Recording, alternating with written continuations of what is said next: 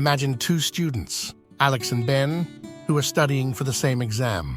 Alex was a total bookworm, studying all the time and really wanted to do well.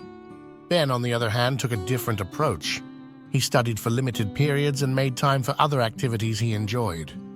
Most people would bet on Alex to succeed, but surprisingly, Ben aced the exam.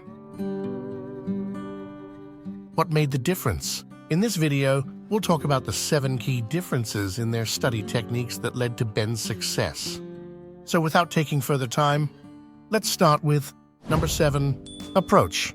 Alex's approach was like trying to drink from a fire hose. He tried to absorb as much information as possible without taking the time to understand it. Ben, on the other hand, took a sip from a water fountain. He focused on understanding and retention rather than just memorizing information. By taking the time to comprehend the material, Ben was able to retain the information for the long term. Number 6, goals. Alex's goal was to pass the exam plain and simple. He wasn't interested in truly understanding the material or developing a deep understanding of the subject. Ben, on the other hand, aimed to master the subject. He wanted to understand the material inside and out and be able to apply it in meaningful ways.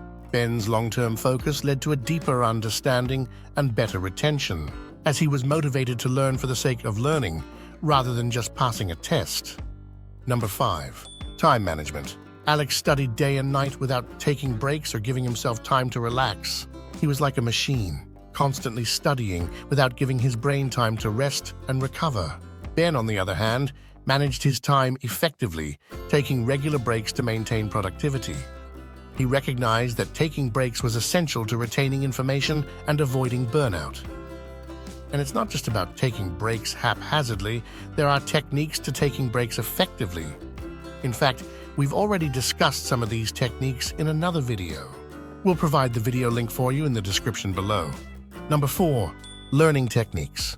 Alex relied heavily on rote memorization, rereading his notes over and over again, without taking the time to summarize or self-quiz. Ben, on the other hand, used a variety of active learning techniques, such as creating concept maps, making flashcards, and engaging in discussion groups. Ben's techniques helped him engage with the material on a deeper level and retain the information for the long term. Number 3, review and reflection. Alex didn't take the time to review what he learned or reflect on his learning. He just kept moving forward without looking back or assessing his progress. Ben, on the other hand, regularly reviewed what he learned and reflected on his learning. He asked himself questions like, "What did I learn today? And what could I have done differently?" Ben's regular review and reflection helped him identify areas where he needed more practice and adjust his approach as needed. By the way, give a thumbs up if you already have a habit to review what you've learned. If not, then share what stops you doing that in the comments below. Number 2, seeking help. Alex struggled alone, without seeking help from teachers, peers, or resources.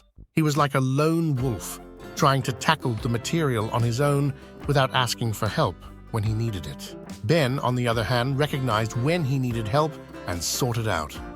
He asked his teachers for clarification, worked with his peers on group projects, and used online resources to supplement his learning. Ben's willingness to ask for help led to a deeper understanding of the material and a greater sense of confidence. Number 1, outcome. Alex may have studied harder, but Ben succeeded in the exam and retained the information for the long term. Ben's focus on understanding and retention paid off, as he was able to apply what he learned in real-life situations and developed a deep understanding of the subject. Alex, on the other hand, may have passed the exam, but he didn't retain the information and struggled to apply it in real-life situations.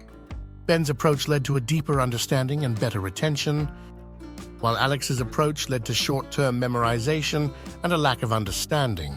So, be like Ben, who studied smart and achieved academic success. But to be like Ben, you need to know some study smart techniques. Don't worry, we have a whole study smart playlist for you.